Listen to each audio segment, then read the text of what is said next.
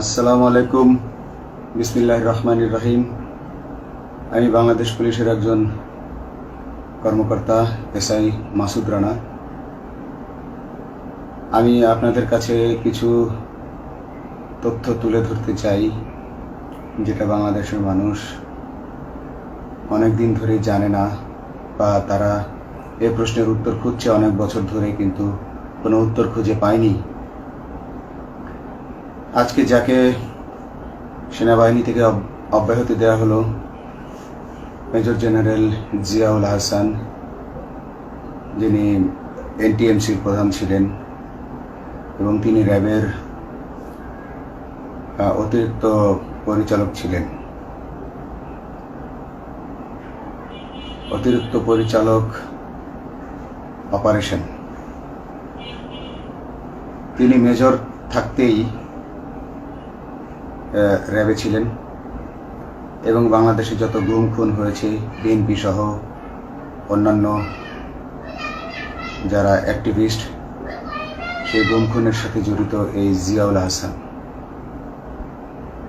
অনেক নেতাদেরকেই র্যাবের কালো গাড়িতে করে সিভিলে ধরে আনা হতো, এনে র্যাব ওয়ানের গোপন আস্তানায় তাদেরকে আটক রাখা হতো। এরপর তাদেরকে সময় মতো অজ্ঞাত স্থানে নিয়ে তাদেরকে হত্যা করা হতো এবং অজ্ঞাত স্থানেই তাদের লাশ হয়তো নদীতে ডুবিয়ে দেওয়া হতো, নয়তো তাদেরকে দাফন করা হতো, নয়তো অ্যাসিডের মাধ্যমে তাদের লাশকে গলিয়ে দেওয়া হতো। আমি 2014 অক্টোবর থেকে 2017 ডিসেম্বর পর্যন্ত র্যাব সদর দপ্তরে কর্মরত ছিলাম। তখন র্যাবের ডিজি ছিলেন বেনজির, যিনি আজকে দেশের হাজার হাজার কোটি টাকা চুরি করে, পুলিশের হাজার হাজার কোটি টাকা চুরি করে পালিয়ে গেছেন বিদেশে। তো আমি দেখেছি অনেক মানুষকে কিভাবে অন্যায়ভাবে গ্রেফতার করে নিয়ে গুম করে রাখা হতো। আমি রিসেপশনে ডিউটি করতাম। গুম হয়ে যাওয়া মানুষের স্বজনেরা আমার কাছে আসতো, কিন্তু আমাদেরকে কঠোর নজরদারিতে রাখা হতো। সিসি ক্যামেরার আওতায় ছিলাম, তাদের সাথে আমরা ওভাবে কথা বলতে পারতাম না। তাদেরকে কোনো তথ্য দেওয়া নিষেধ ছিল আমাদের জন্য। কিন্তু তাদের স্বজনরা আসলে এসে যখন এখানে কান্না করতো, আমি নিজেকে ধরে রাখতে পারিনি। আমি অনেকের স্বজনকেই তাদের স্বজনের, গুম হয়ে যাওয়া স্বজনের পরিণতির কথা জানিয়ে দিতাম। বিশেষ করে যাদেরকে মেরে ফেলা হতো, খুন করা হতো, তাদেরকে আমি খারাপ সংবাদটা দিতাম না। কিন্তু যাদেরকে বন্দি করে রাখা হতো, যেমন বিএনপি নেতা সালাউদ্দিন আহমেদকে যখন অ্যারেস্ট করে আনা হলো, তিনি অ্যারেস্ট করার সময় ধস্তাধস্তিতে মাথায় আঘাত পেয়েছিলেন। তাকে র্যাব ওয়ানের গোপন কক্ষে আটক করে রাখা হয়েছিল দীর্ঘদিন। এরপর তাকে এক সময় ভারতে পাচার করে দিয়ে আসা হয়। তাকে অজ্ঞাত কারণে হত্যা করা হয়নি। তার ফ্যামিলি এসেছিল, তার স্ত্রী হাসিনা আহমেদ, তার ভাই গিয়াসউদ্দিন আহমেদ। ওনারা আমার কাছে বেশ কয়েকবার এসেছেন। আমি কয়েকদিন ওনাদের এই উদ্বেগ, উৎকণ্ঠা, আমার সামনে বসে কান্নাকাটি দেখে আমি থাকতে পারিনি। আমি ওনাদেরকে কৌশলে আমার ফোন নাম্বার দিয়ে আমি ওনাদের সাথে দেখা করে ওনাদেরকে জানিয়ে দিই যে সালাউদ্দিন সাহেবকে হত্যা করা হয়নি, উনি জীবিত আছেন এবং ওনাকে হত্যা করার সিদ্ধান্ত নেওয়া হয়নি। এই সিদ্ধান্তগুলো জেনে নিতেন তিনি হচ্ছেন বর্তমানে মেজর জেনারেল জিয়াউল হাসান, যাকে আজকে অব্যাহতি দেওয়া হয়েছে। শুধু অব্যাহতি যদি দেয়া হয়, তাকে যদি বিচারের মুখোমুখি করা না হয়, তাহলে এই আন্দোলনের, এই স্বাধীনতার কোনো মূল্য থাকবে না। আমি আজকে আর কাউকে ভয় পাই না। আমি আজকে বিশ্বাস করি যে আজকে আমাকে এই সত্য বলার জন্য কেউ গুম করে দিতে পারবে না, এই সত্য বলার জন্য কেউ আমাকে অ্যারেস্ট করবে না। সেই কারণে আমি বুকে সাহস নিয়ে আজকে কথাগুলো বলছি। আপনারা যারা বিএনপি নেতা ইলিয়াস আলীর অপেক্ষায় আছেন, তাদের জন্য দুঃখজনক সংবাদ। তাকে অনেক আগেই হত্যা করা হয়েছে। তাকে পতেঙ্গা সমুদ্র সৈকত দিয়ে কড়া পাহারায় সাগরের মাঝখানে নিয়ে স্পিড বোটের মাধ্যমে মুখে পলিথিন পেঁচিয়ে হত্যা করে, তার পেট ছুরি দিয়ে ছিদ্র করে, তাকে পাথর দিয়ে বেঁধে সাগরে ডুবিয়ে দেওয়া হয়েছে। শুধু ইলিয়াস আলী নয়, অনেক নেতার সন্ধান যারা আজও পাননি। কিছু মানুষ তো আয়না ঘর থেকে উদ্ধার হয়েছে, কিন্তু যাদেরকে আপনারা পাননি তাদের সবার এই করুণ পরিণতি হয়েছে।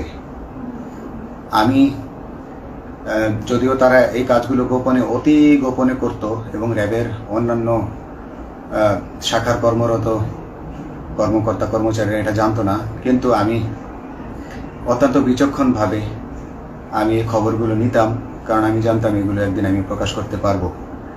এবং এই দিনটার অপেক্ষায় ছিলাম আজকে এত বছর, মানুষের কাছে সত্য প্রকাশের। বাংলাদেশের মানুষ জানুক যে কারা খুনি, কারা এত মানুষকে গুম খুন করেছে, এই দেশ থেকে এই দেশে ত্রাসের রাজত্ব কায়েম করেছে। তারা মাদকের ক্রস ফায়ারের নামে যে হত্যা ট্র্যাডিশন চালু করেছিল, এই ট্র্যাডিশনের উদ্দেশ্য ছিল বিরোধী দলের লোকজনকে হত্যা করা।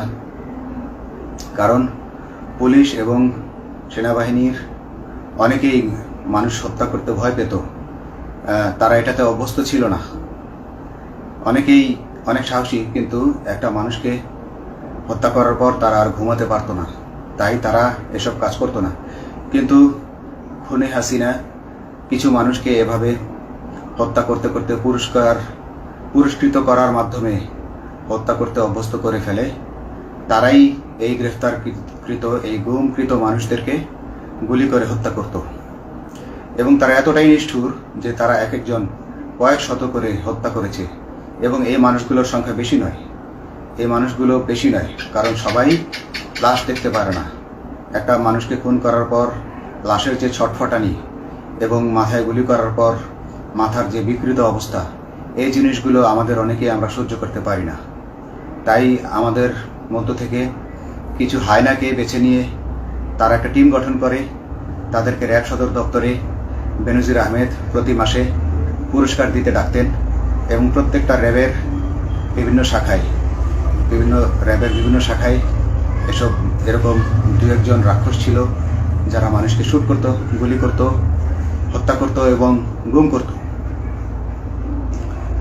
তারা এখনো আছে।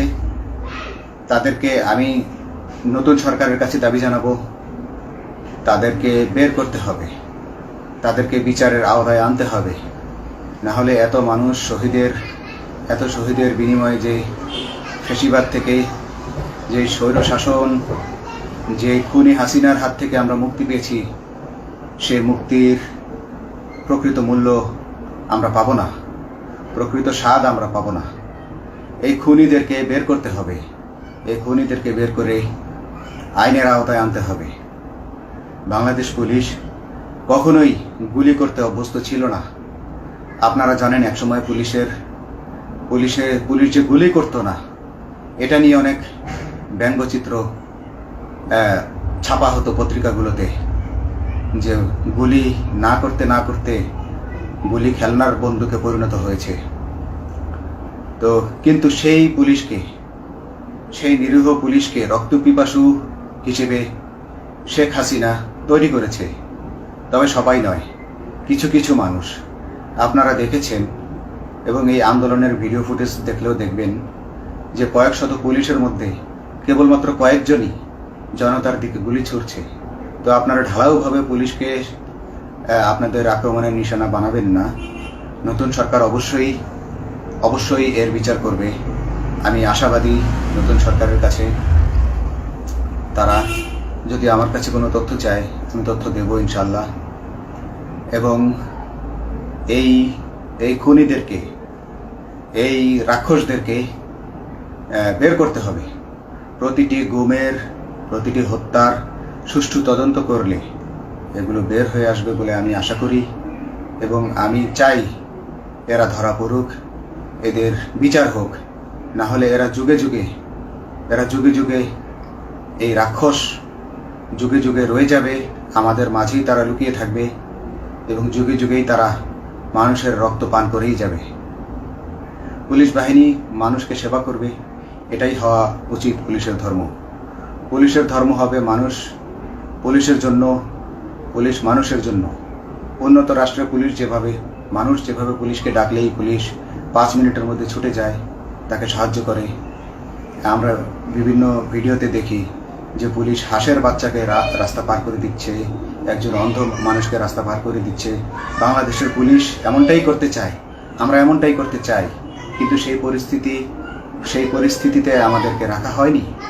আমাদেরকে রাখা হয়েছে দৌড়ের উপর, আমাদেরকে রাখা হয়েছে বিভিন্ন অন্যায় কাজের উপর, বিভিন্ন অন্যায় আদেশের উপর। কেউ যারা মেনেছে তারা ভালো ভালো জায়গায় পোস্টিং নিয়ে থেকেছে, যারা মানেনি তাদেরকে খারাপ জায়গায় পোস্টিং দেওয়া হয়েছে, কারো চাকরি হারিয়েছে, কাউকে সাসপেন্ড করে রাখা হয়েছে। আমি নিজেও একজন এমন বৈষম্যের শিকার, অন্যায় মিথ্যা মামলার শিকার হয়ে আমি নিজেও বর্তমানে সাসপেনশন অবস্থায় আছি এবং এই সাসপেনশন অবস্থায় থেকে আমি আল্লাহর কাছে শুকরিয়া জানাই, কারণ এই সাসপেনশন থাকার কারণে আমি ছাত্র জনতার আন্দোলনের সাথে সংযুক্ত হতে পেরেছি। আমি সবসময় আল্লাহর কাছে দোয়া করেছি যে আল্লাহ, তুমি আমাকে মুজাহিদ হিসেবে কবুল করো, আমাকে জিহাদ করার তৌফিক দান করো এবং আমাকে শহীদী মৃত্যু দান করো। এবং আল্লাহ আমার দোয়া কবুল করেছেন। আমি ছাত্র জনতার সাথে এই জিহাদে অংশগ্রহণ করেছি, ছাত্র জনতা সফল হয়েছে। আমি গর্বিত আমি এই আন্দোলনে একজন পুলিশ অফিসার হয়েও আমি অংশগ্রহণ করতে পেরেছি। তো যাই হোক, আমি চাইব যে বাংলাদেশ পুলিশের, র্যাবের যে সকল কর্মকর্তা অগণিত মানুষের গুম খুনের সাথে জড়িত ছিল তাদেরকে ধরা হোক, তাদেরকে আইনের আওতায় আনা হোক। আমাদের মতো অনেক অফিসার আছি যারা এসব কুকর্মের সাক্ষী, আমরা সাক্ষ্য দেব। আমরা এখন আর ভয় পাই না। আমরা আসলে যে ভয় পেয়েছি তা নয়, আমাদের বাহিনীতে টিকে থাকাটা জরুরি ছিল। জনগণের স্বার্থেই আমাদের বাহিনীতে থাকা জরুরি ছিল, কারণ আমরা যদি বাহিনী থেকে আউট হয়ে যেতাম তাহলে এসব তথ্য আমরা জানতে পারতাম না এবং জনতার কাছে পৌঁছাতে পারতাম না। জনতার কথা বলতে হলে, জনতার সাথে থাকতে হলে আমি পজিশনেও থাকতে হবে। এই জন্য অনেক কিছুই প্রকাশ করিনি, কারণ আপনারা ভালো মতোই জানেন যে অনেক সেনাবাহিনীর মেজরকেও গুম করে দেওয়া হয়েছে যারা মুখ খুলেছে। আমি তো একজন সামান্য সাব ইন্সপেক্টর, আমাকে গুম করে দেওয়া তাদের 1 সেকেন্ডের ব্যাপার ছিল। তো আমি এখন বিশ্বাস করি যে এখন সেই কালো মেঘ সরে গেছে আকাশ থেকে, আকাশ মুক্ত হয়েছে, এই দেশ জালিমের শাসন থেকে মুক্ত হয়েছে। আল্লাহ তাআলা আমাদের উপর রহমত বর্ষণ করেছে। অগণিত মুসলিমের দোয়া আল্লাহ তাআলা কবুল করেছেন, অগণিত 18 কোটি মানুষের দোয়া আল্লাহ কবুল করেছেন। নইলে এইভাবে হঠাৎ করে 15 দিনের মধ্যে 15 বছর ধরে গড়ে ওঠা রাক্ষসের পতন ঘটা আল্লাহর রহমত ছাড়া এটা কখনোই সম্ভব হতো না। আমি আল্লাহর উপর ভরসা রেখে বলছি, আপনারা নতুন প্রশাসনকে ঢেলে সাজান, পুলিশ বাহিনীকে ঢেলে সাজান। এই সিস্টেমের মধ্যেই, পুলিশের এই সিস্টেমের মধ্যেই গণ্ডগোল আছে, নিয়োগের মধ্যে গণ্ডগোল আছে। আপনারা এই সিস্টেমগুলো পরিবর্তন করুন, আপনারা এই সিস্টেম পরিবর্তনে সাহায্য করুন এবং পুলিশ ডিপার্টমেন্টে যত ডিপার্টমেন্টাল পরীক্ষা আছে এগুলো তুলে দেন। এই ডিপার্টমেন্টাল পরীক্ষাগুলোর মাধ্যমে আমাদের ঊর্ধ্বতনরা আমাদের গলা সবসময় চিপে ধরে রাখে, ঠিক আছে? সেজন্য আমরা তাদের কাছে সবসময় আটকা থাকি। এজন্য আমরা অনেক কিছু বলতে পারি না, অন্যায়ের প্রতিবাদ করতে পারি না। তো এই সিস্টেম পরিবর্তন জরুরি। ডিপার্টমেন্টে কোনো পরীক্ষা থাকা যাবে না। কনস্টেবল হতে যারা একটা নির্দিষ্ট সময় পর তার বিভিন্ন কোর্স করানোর মাধ্যমে তার প্রমোশন হতে হবে। সাব ইন্সপেক্টরে ভর্তি হয়ে 5 বছর পর ইন্সপেক্টর হিসেবে পদোন্নতি পাবে, তার 5 বছর পর সহকারী পুলিশ সুপার হিসেবে পদোন্নতি পাবে। এভাবে আইন পরিবর্তন করতে হবে। তাদেরকে দক্ষ করে গড়ে তোলার জন্য বিশেষ কোর্সের আয়োজন করতে হবে এবং সৎভাবে বাঁচার জন্য সঠিক বেতন কাঠামো এবং ভালো কাজের জন্য পুরস্কার এর ব্যবস্থা করতে হবে। বিভিন্ন যে চোরাই মাল মাদক উদ্ধারের জন্য সেক্ষেত্রেও বিশেষ পুরস্কারের ব্যবস্থা থাকতে হবে এবং বাসস্থান এবং যানবাহন, পুলিশের যেই ব্যয়টা হয় সেটা হচ্ছে বাসস্থান এবং যানবাহন। পুলিশ আমরা নিজের বেতনের টাকা দিয়ে মোটরসাইকেল কিনে চাকরি করতে হয়, এই বিষয়টা যেন না করতে হয় এবং সরকারি বাসস্থান যদি আমাদেরকে দেয়া হয় তবে আমরা বেতনের টাকা দিয়ে আমরা মানুষকে সেবা দিতে পারবো, সৎভাবে চলতে পারবো এবং দেশের মানুষকে সন্তুষ্ট করতে পারবো ইনশাল্লাহ। তো আমি আপনাদেরকে প্রথমে যেই তথ্যগুলো দিয়েছি গুম খুনের বিষয়ে, আপনারা এই তথ্যগুলো অনুসন্ধান করুন, অনুসন্ধানে টিম গঠন করুন। প্রত্যেকটা গুম খুনের বিচার হতে হবে এই দেশে। যারা আটক ছিলেন অনেকেই হয়তো এখন আয়নাঘর থেকে মুক্তি পেয়েছেন, কিন্তু যারা দুর্ভাগ্যের শিকার হয়ে মৃত্যুবরণ করেছেন তাদের আত্মীয় স্বজনরা, তাদের প্রতি আমার সমবেদনা রইল।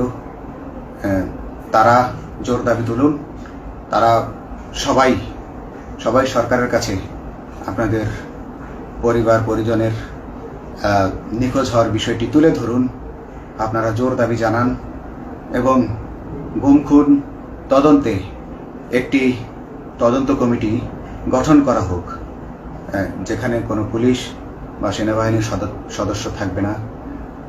এটা হতে পারে বিচার বিভাগীয় তদন্ত বা অন্য কারো মাধ্যমে, কিন্তু এই হায়নাদের এই খুনিদেরকে বের করুন, বের করে এদেরকে শাস্তির আওতায় আনুন, তবেই তারা তাদের বলিদান সফল হবে। আসসালামু আলাইকুম।